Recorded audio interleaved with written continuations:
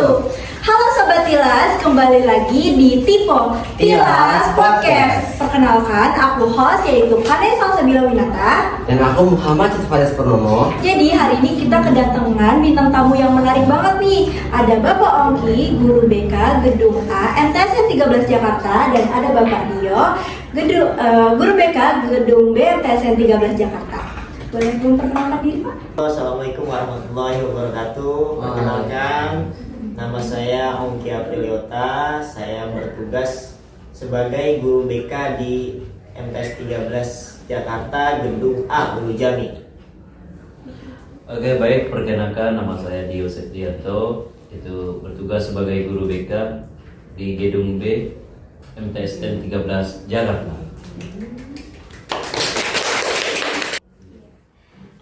Untuk dari Bapak Ongki dan Bapak Dio kan ini sebagai guru BK ya, kira-kira apa sih pekerjaan utama dari guru BK itu? Oke. Oh iya, senior Iya. dulu. Pada prinsipnya BK itu memaksimalkan potensi peserta didik gitu. Jadi apapun hambatan yang ada di peserta didik selama menjalani proses belajar mengajar, itu salah satunya tugas BK. Jadi selain membantu mengentaskan masalah, juga membantu untuk mengenal, meningkatkan dan mengembangkan potensi-potensi yang ada pada peserta didik gitu. Selain itu masih banyak lagi sebenarnya peran-peran dan fungsi BK yang memang sudah menjadi tugas dan fungsi BK. Tapi pada intinya bagaimana peserta didik itu belajar secara maksimal, dan itu ada tugas BK. Mungkin dari Pak Dio ada yang harus dijelaskan. Ya, mungkin saya ingin menambahkan dari Pak Ongki itu, kalau salah satu BK itu adalah memfasilitasi siswa baik dari bidang karir, sosial, belajar. Karena BK itu merupakan jantungnya siswa kalau bagi saya gitu. Nah, bagi siswa mungkin ada yang minat ini, yaitu tugasnya dari guru BK gitu. Nah, di sekolah kan sebagai besar itu BK ini disebut sebagai polisi sekolah. Nah, itu mungkin beberapa dari oknum yang salah fungsi dari tugas BK. Nah, balik lagi tugas utama dari fungsi BK itu ya seperti yang dikatakan Pak Ongki tadi gitu, membantu siswa. Kan Pak Dio dan Pak Ongki ini sama-sama guru BK di sekolahan nih. Iya. Kira-kira ada pernah nggak murid tuh yang cerita dan menyentuh hati kalian gitu? Mungkin dari Pak Ongki dulu bisa gitu. Kalau yang menyentuh tuh banyak gitu, karena memang BK itu bekerja dengan hati gitu. Ya, jadi kalau dibilang menyentuh, itu setiap tindakan dilakukan BK itu pasti menggunakan hati gitu. Karena untuk sampai ke hati itu harus menggunakan hati gitu. Jadi memang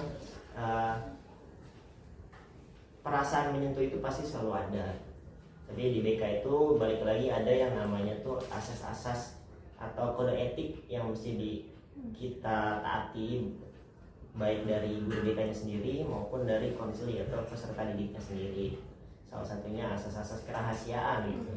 Jadi apapun, walaupun kita di podcast nih kayak gini gitu kan, jadi mungkin saya bisa ceritakan hal-hal yang umumnya saja tanpa menyebutkan siapa orangnya dan bagaimana masalah-masalahnya. Tapi kalau masalah menyentuh hati banyak. Contohnya gini, terutama dari alumni itu banyak, setiap kali mereka mau ujian, mau melaksanakan apapun itu selalu WA. Tapi ada nggak sih Pak yang curhat ke Bapak tentang mental health dia yang lagi down atau yang lagi hancur, itu ada nggak sih Pak yang kayak gitu? Terutama pasca COVID. Oh, iya. Pasca COVID itu luar biasa banyaknya gitu, terkait dengan mental health gitu. Karena kan mungkin yang biasanya aktivitas siswa itu lebih banyak di sekolah, kemudian akhirnya lebih banyak di rumah gitu. Karena aktivitas lebih banyak di rumah, mungkin banyak tekanan-tekanan dari orang tua gitu, ditambah lagi tekanan-tekanan tugas dari sekolah gitu. Nah itu membuat mental itu bisa jatuh gitu.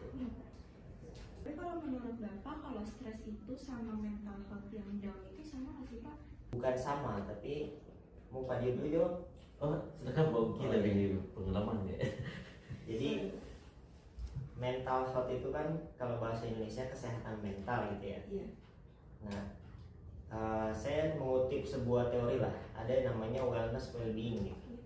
Wellness itu kan kalau diartikan itu kesehatan, well-being itu kesejahteraan gitu. Di teori tersebut menjelaskan bahwa orang itu dikatakan sehat bukan hanya sehat secara fisik gitu, tapi ada kurang lebih ada 5 aspek atau 5 dimensi yang menjelaskan bahwa manusia itu sehat. Di antaranya ada creative self, ada social self gitu, ada essential self, ada physical self, dan coping self gitu. Jadi manusia itu sehat bukan hanya secara fisik, tapi bagaimana dia berinteraksi secara sosial dengan baik gitu. Bagaimana dia memaknai hidup ini secara positif gitu. Nah, itu bisa baru dikatakan manusia yang sehat. Nah, artinya apa?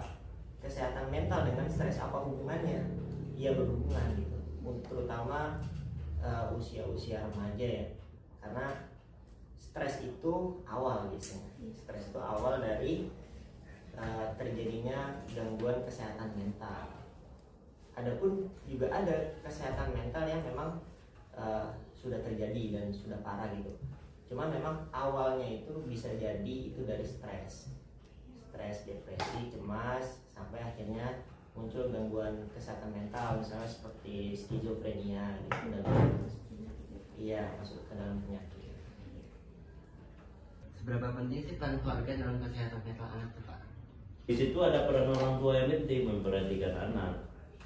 Terkadang balik lagi, itu mental health itu terjadi mungkin kalau bagi saya Pak Ugi, itu dari anaknya juga bisa timbul. Kenapa begitu?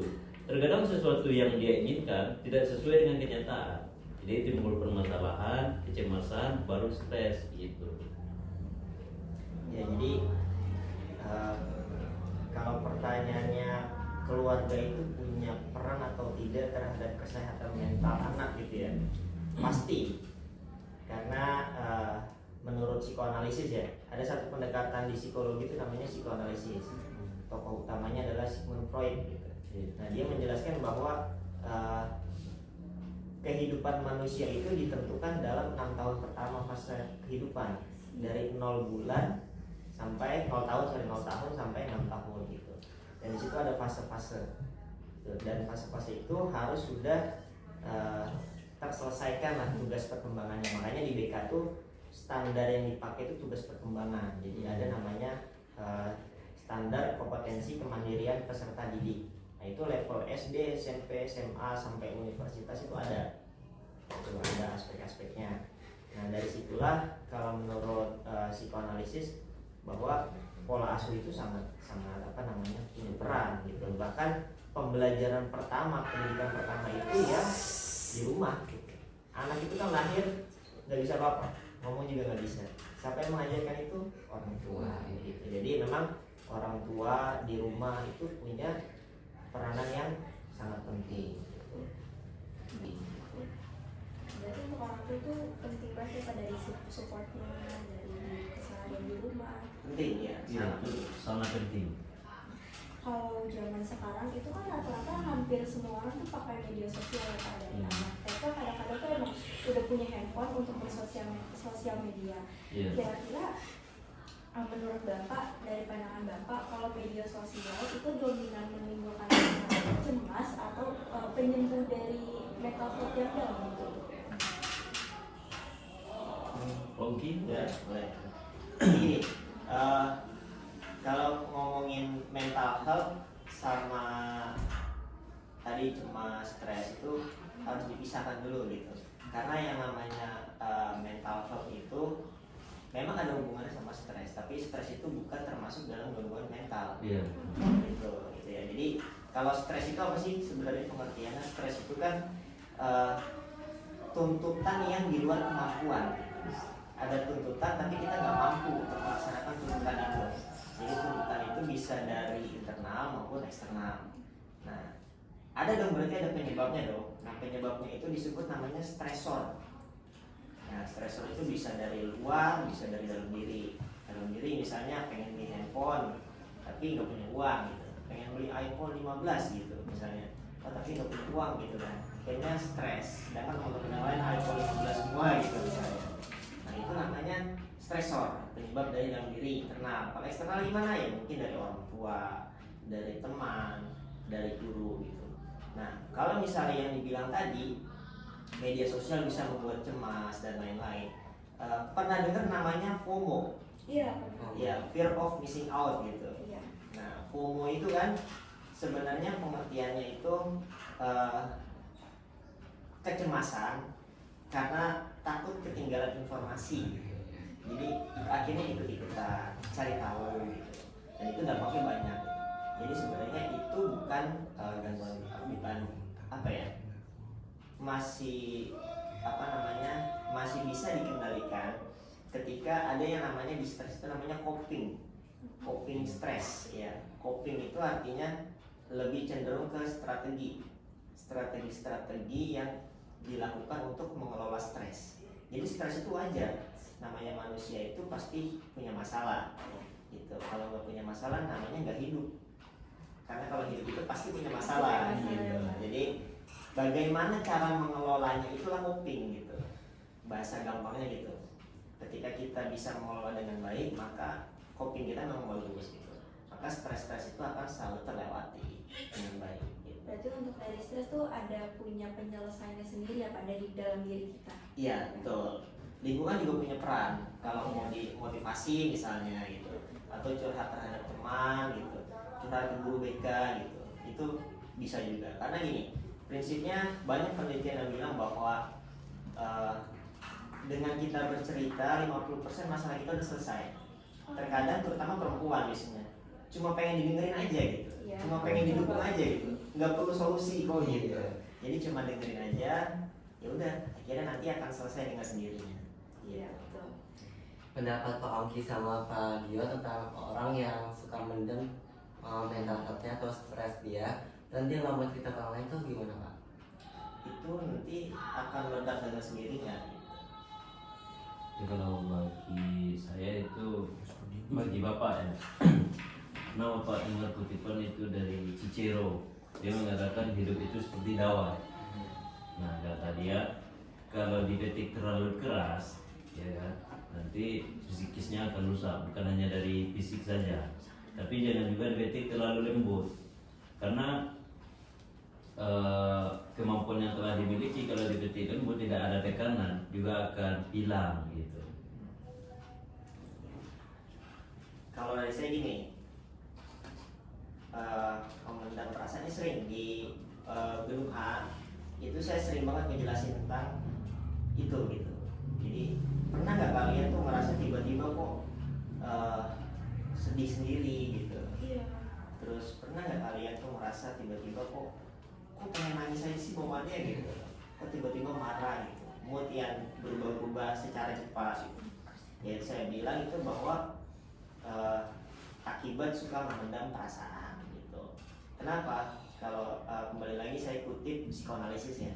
Di psikoanalisis tuh manusia itu kayak gunung es gitu. Ya. Ada yang namanya id, ego, super ego gitu. Jadi id itu adalah alam bawah sadar manusia yang sebenarnya itu besar banget gitu. Nah, id itu adalah saya, kamu kita semua itu id gitu.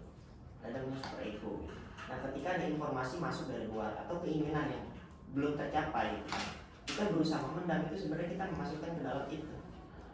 Nah, di itu kan nanti ada dorongan-dorongan gitu. Nah, dorongan-dorongan itu suatu saat pasti akan keluar gitu. Bisa realisasi lewat mimpi gitu misalnya. Atau nanti muncul perasaan-perasaan kecemasan tadi. Gitu. Jadi memang pentingnya coping stres itu dalam mengelola stres itu sangat penting karena nanti bisa menyelesaikan apa yang belum terselesaikan. Jangan sampai itu menjadi unfinished business gitu. Jadi masa lalu yang belum terselesaikan sehingga terbawa ke masa sekarang. Tapi kan kalau mental health itu benar-benar penting ya kalau untuk diri kita, apalagi maksudnya untuk kita ke depannya bisa jadi apa ya?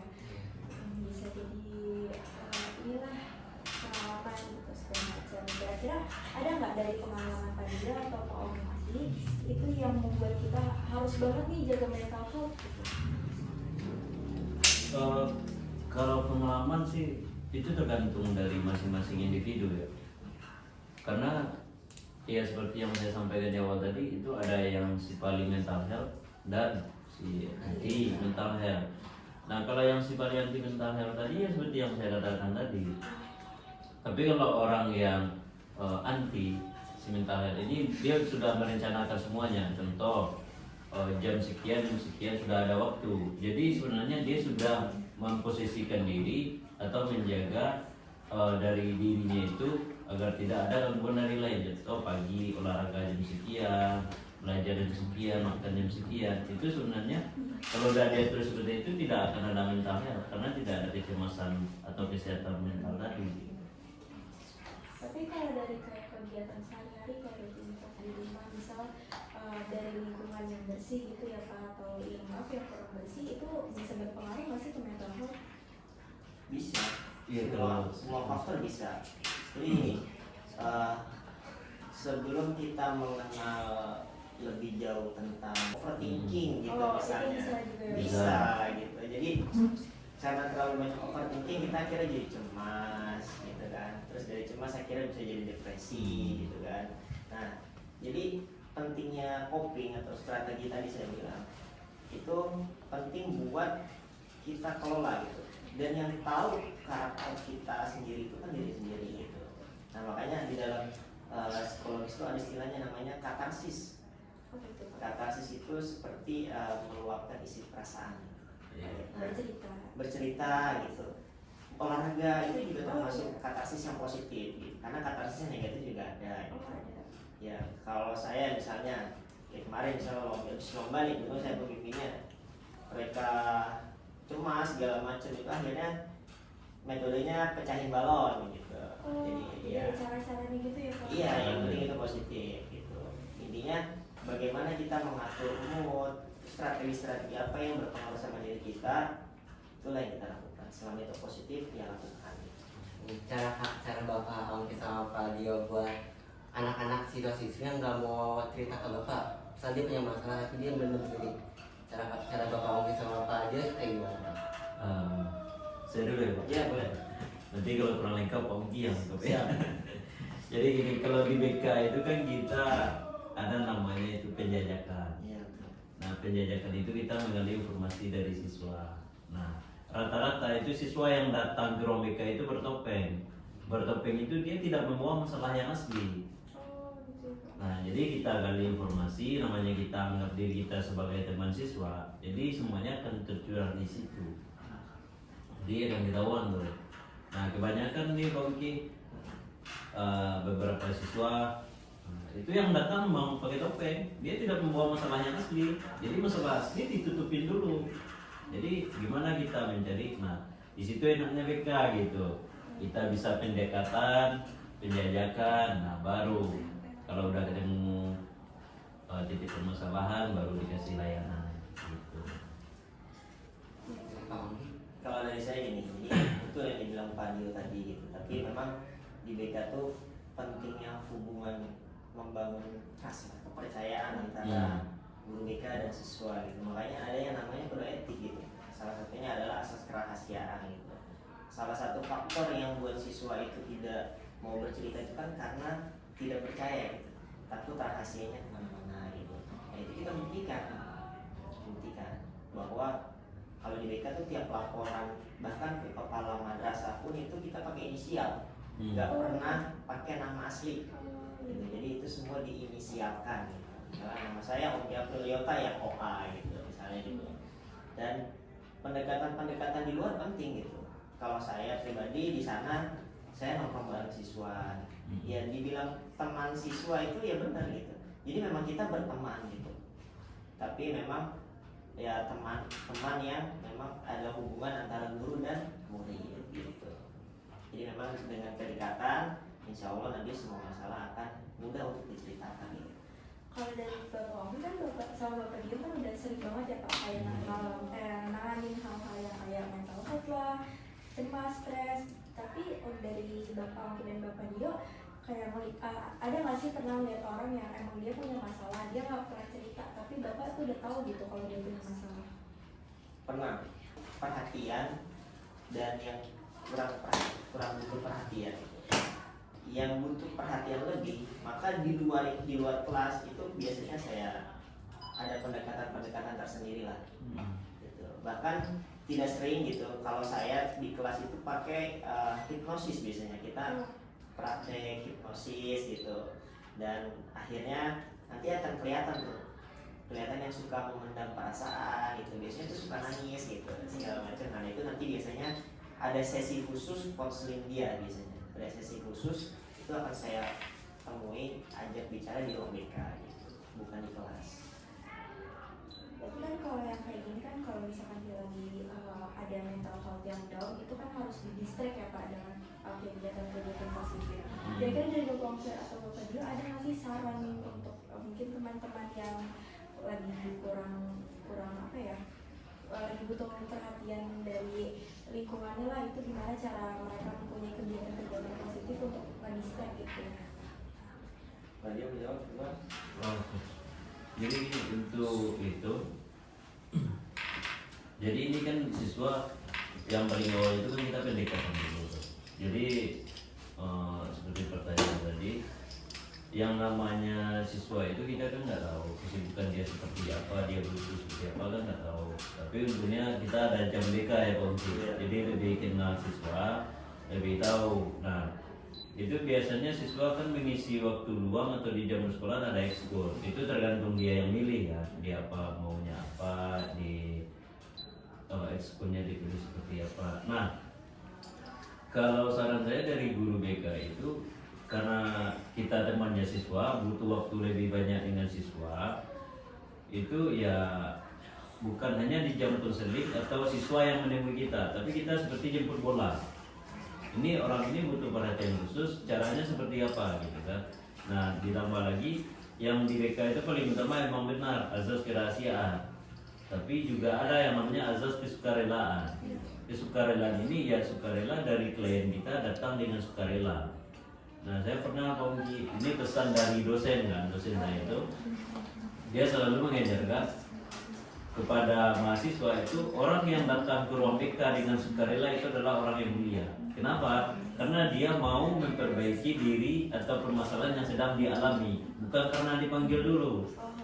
Nah kebanyakan di sekolah-sekolah siswa itu jika dipanggil di ruang guru dengan pengeras suara, dia sudah merasa bermasalah atau kecemasan. Contoh, lagi nongkrong nih, Kanaya diberitahu kepada Kanaya kelas 9H untuk menemui ibu ini di ruang guru. Nah Kanaya lagi nongkrong sama teman-teman, Kanaya masalahnya apa tuh? Masalahnya apa tuh? Jadi stigma seperti itu harus kita rubah. Nah makanya ada itu di BK itu ada jam-jam yang dimana kita bikin kontrak dulu. Jadi orang mau konseling bikin kontrak, gitu. Nah sih cara kalian biar siswa-siswi itu kayak banyak yang mau cerita ke BK, kayak cara kalian promosinya gimana tuh? Bapak Pak Ongki sama Pak Dio. Ya pertama pasti kalian harus tahu dulu tujuan dan fungsi BK ini, manfaatnya buat kalian itu apa sih? Kalian itu kan karena nggak tahu gitu. Jadi makanya nggak mau cerita gitu. Tapi ketika kalian tahu dan kalian semua peserta didik siswa MTS 13 gitu bahwa udah dekat gitu sama guru BK, itu akan otomatis kok gitu, tanpa perlu dipanggil-panggil gitu. Bahkan di guru jam itu di gedung A gitu kan ya, dikit-dikit cerita gitu. Bahkan iya sampai handphone tuh sering banyak notif gitu dari siswa gitu. Bahkan di Instagram gitu. Bahkan pernah waktu itu saya nemenin salah satu siswa itu sampai jam 5 pagi waktu itu, karena memang butuh penanganan via ujian gitu kan, via WhatsApp. Akhirnya ya udah sampai jam pagi chat-chatan gitu, sampai akhirnya pagi itu baru ketemu di sekolah buat konseling tatap muka gitu. Pernah gitu. Nah tambahannya kalau saya balik lagi Pak, poin yang pertama tadi, pakai hati. Sentuhlah dia tepat di hatinya, maka dia akan menjadi kau selamanya. Tapi kan kalau dari pandangan siswa-siswi itu kayak BK, kalau misalkan nih dipanggil BK, berarti kan dari pandangan mereka punya masalah nih, pasti mau sudah dilaporkan sampai ke BK gitu. Gimana sih pandangan Bapak Ongki dan Bapak Dio terkait image BK yang pasti yang masuk tuh yang punya masalah gitu? Ya kalau dibilang punya masalah, benar punya masalah gitu. Tapi pilihannya dua gitu, maksudnya masalah itu karena pelanggaran tata tertib gitu, masalah pelanggaran tata tertib atau kasus lah bahasanya gitu kan, atau apa namanya memang masalah pribadi yang ingin ada perubahan gitu. Dan itu pun bukan tugas BK untuk menghakimi bahkan menghukum gitu. Itu adalah tugas kesiswaan, tugas BK. Memang sudah lama saya rubah terkait dengan BK-nya, karena di sana kan belum pernah ada guru BK dulunya gitu. Jadi memang di sana ya kalau punya masalah atau kasus pun bukan dipanggil BK nih gitu, punya kasus apa gitu, enggak jarang, sudah terpikirkan kayak gitu udah jarang. Jadi memang murni datang ke BK itu pengen berubah, pengen lebih baik lagi, ataupun kalaupun sekalipun dipanggil gitu, itu karena kasus biasanya, kasus setelah ditangani kesiswaan, maka agar memiliki perbaikan pada dirinya maka nanti akan dibina oleh BK gitu. Jadi BK tugasnya hanya membimbing Iya, untuk betul. menjadi lebih baik gitu. Betul ya. Mungkin Bapak Ongki sama Fadli punya kata-kata nih buat siswa-siswi biar nggak takut lagi sama BK, bisa disampaikan di sana Pak. BK itu bukan polisi sekolah seperti yang kalian pikirkan. BK itu adalah temannya siswa. Jadi yang mau bimbingan segala macam, ayo datang ke ruang BK gitu aja sih. Kalau dari saya simpel aja, sahabat BK itu adalah sahabat hati Anda. Yes. Mungkin sekian untuk podcast hari ini. Terima kasih Bapak Ongki dan Bapak Dio untuk kehadiran di sini. Ya, Maaf dari saya dan Faris kalau misalnya ada salah kata atau perbuatan. Terima kasih Pak. Nah, jadi udah selesai nih podcast kita hari ini. Terima kasih Sobat Tilas yang udah nonton. See you. Assalamualaikum warahmatullahi wabarakatuh.